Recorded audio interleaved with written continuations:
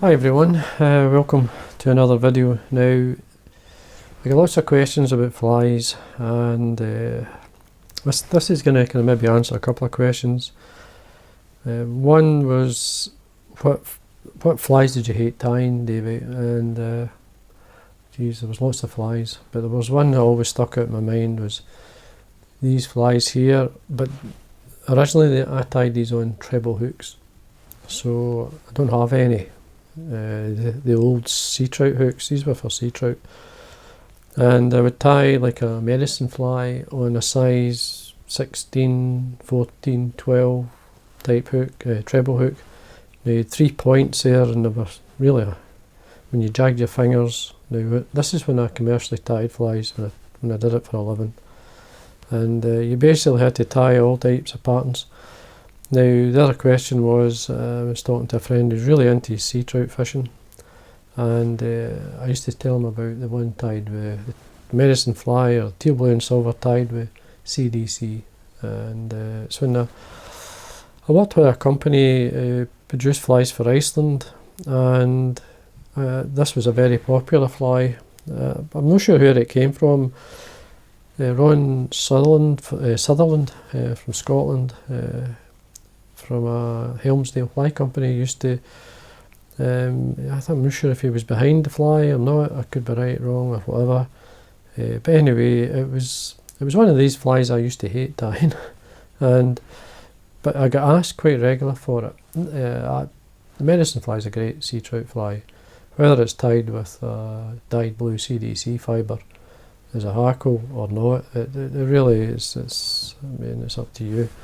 Now, the problem I had was when you bought CDC, especially the white CDC, it usually came from domestic duck.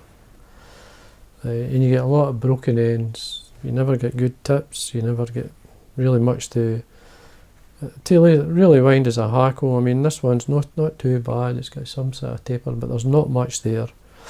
And when you wind this on, and by the time you wind it on, I usually tie it in by the tip, wind it as far, well, I don't want to go too far down because the stem gets really thick, and when you get a thick stem near it, especially when you're tying a wing in, it wants to lift it. And this pattern I like, I mean, like a lot of flies, I like the wing to sit a bit lower. So I spun it on. I just took away the fibre from the CDC and just put it in I split the thread, so I did, and spun it on. So it was just to make the job easier. But I used to hate tying these, you have no idea.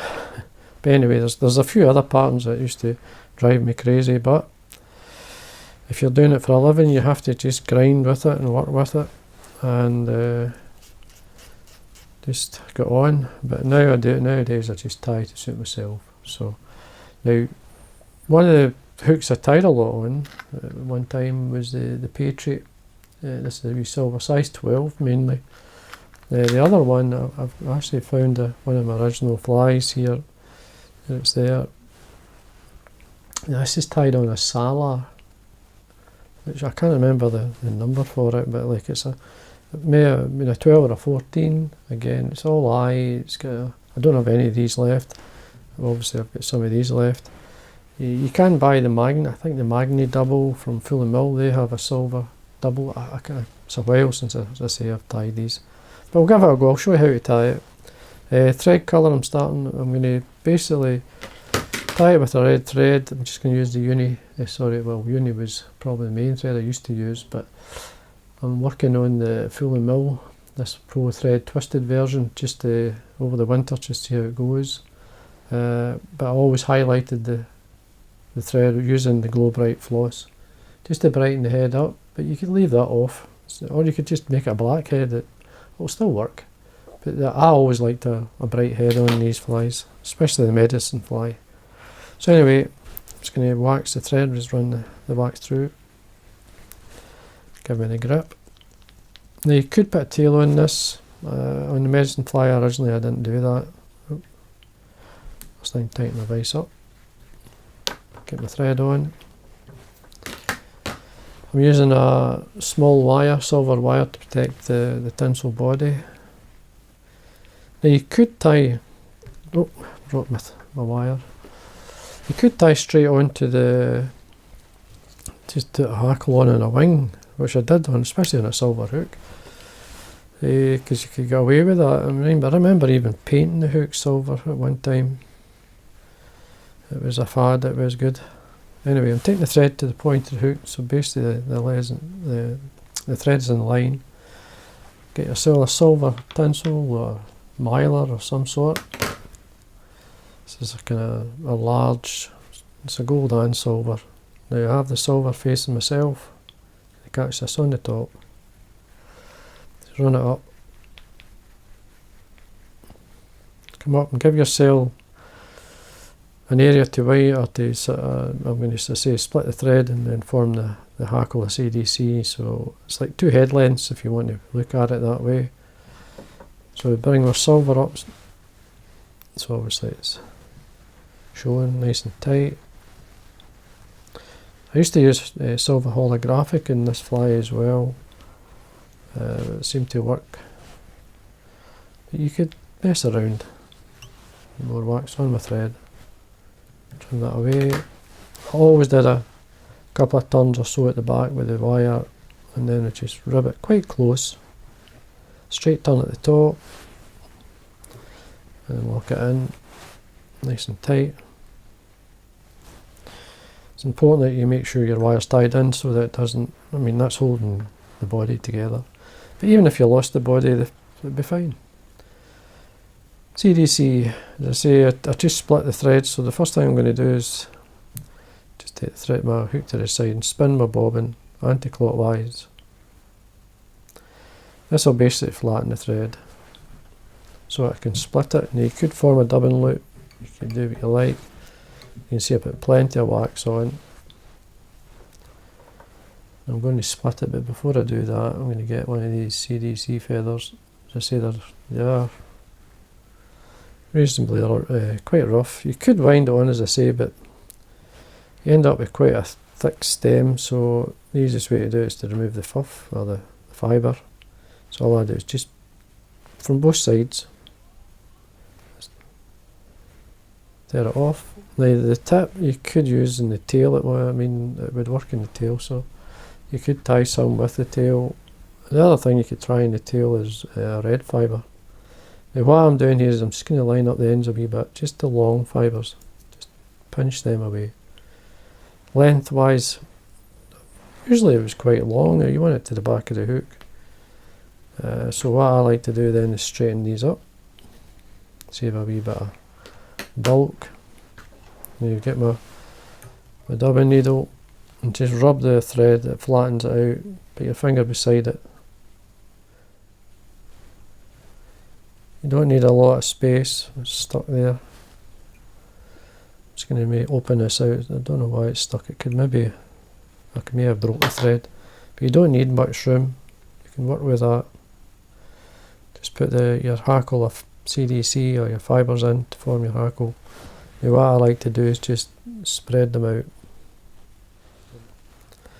and just bring your bobbin back up. Now I usually lift the bobbin so 90 degrees away from the hook and then spin the bobbin clockwise to tighten it back up. Just be patient with it, just allow it to tighten. Now just before I take that up I might just spread that a wee bit more. And then we can spin the CDC. You can see why I didn't like these flies. And then you just stroke the fibres back and you do a turn in front of the other.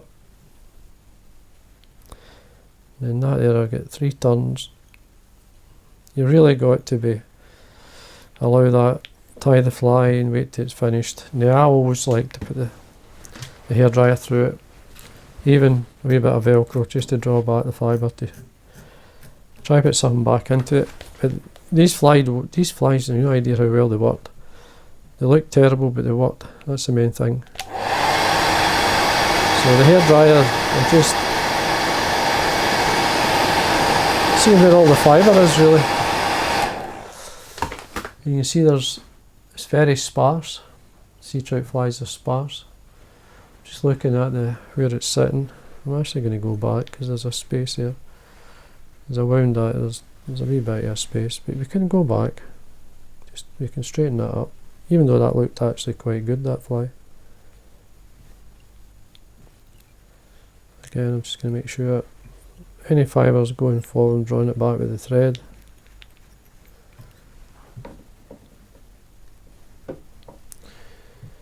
There we are.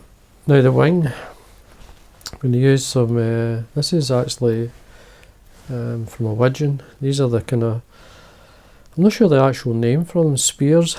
Either right and a left. You get these in teal as well. You get these, not many of these feathers on the duck, but I mainly use these for tying classic salmon flies, but they're really good for tying small winged flies as well.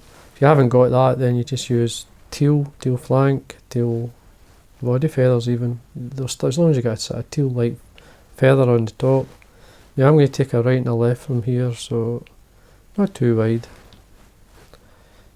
Just take it out, check the sort of width and length. I usually then tear it away. You can see why I would use it in a bigger fly as well, but I used it in classic salmon flies mainly. So I did, and because of the length and because they stay together really well, and when you're tying classic salmon flies, these are great feathers. But I like to use it in this fly. So we basically got one side of the other. It's just laying flat, so I'm going to fold it like a tent, like over the top. The length of the wing, really up. You could be short, long. It's up to yourself. Just pinch together. Do a pinch and loop a couple of times. See where we are. Check my wing. I can always go back if I'm not happy. Okay, that's good enough. Yeah, that'll do it.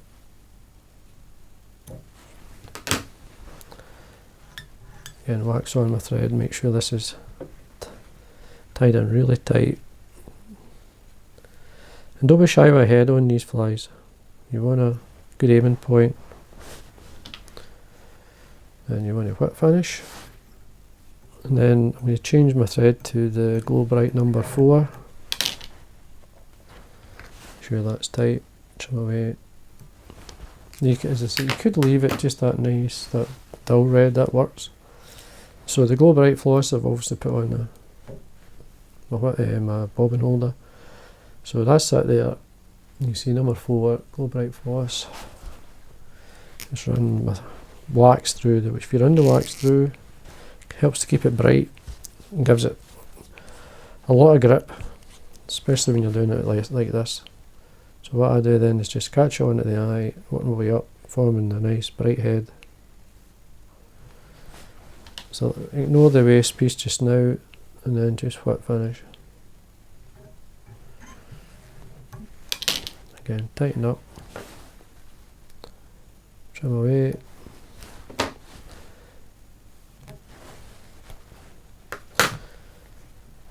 See what I like. And then a couple of things you could do.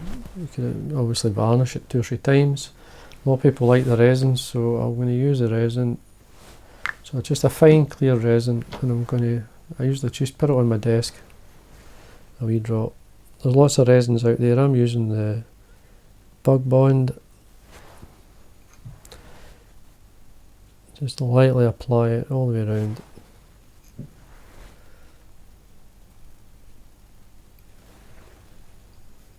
Just take your time.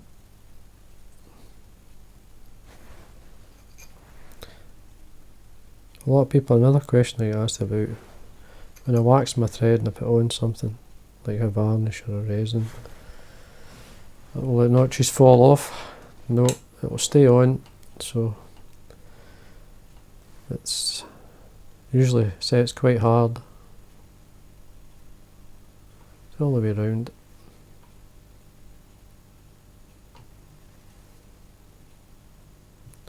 Just make sure it's cured, and then to seal it, protect it, stop it going misty. I haven't found a resin that doesn't go tacky yet anyway. There is some say it doesn't go tacky anymore, but anyway, I always coat it with a wee bit of varnish. And I used to do this with the old epoxy resins as well. 5-minute epoxies and so on. That stopped them going cloudy by just putting a coat of varnish over the top. It gives you a nice head. How does that look? Let's see, you have to close your eyes to these flies. But anyway, I mean, that one's not too bad. It's very sparse, but that's the idea behind these patterns. They're dropper patterns mainly. The wee double like this could be a point fly. It depends on the conditions. But normally these would be tied to be fished in the dropper. So anyway, I hope you enjoyed that, and so say give it a go. Tie it in the singles, tie it in whatever you like, and just you'd be surprised. A lot of people, I mean, this is the CDC dyed blue. I mean, CDC's for dry flies. I know people are going to say, oh, Davie, why? But it's a very good fibre below the water as much as it is on the top. It just swims well, it holds bubbles, it's pretty amazing. I mix CDC into dubbins for a reason. It just gives it a lot of movement, and the proof is in the pudding. They work, that's the thing, so they do. So anyway, I hope you enjoyed that. Like always, thanks for watching. Until next time.